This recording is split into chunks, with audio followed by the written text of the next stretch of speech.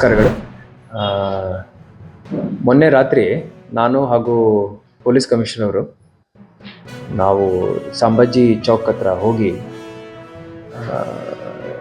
ಛತ್ರಪತಿ ಸಂಭಾಜಿ ಮಹಾರಾಜ್ ಅವರ ಪುತ್ಥಳಿ ಅನಾವರಣ ಕಾರ್ಯಕ್ರಮ ಏನಿತ್ತು ಅದರ ಬಗ್ಗೆ ನಾವು ಚರ್ಚೆ ಮಾಡಿದ್ದೀವಿ.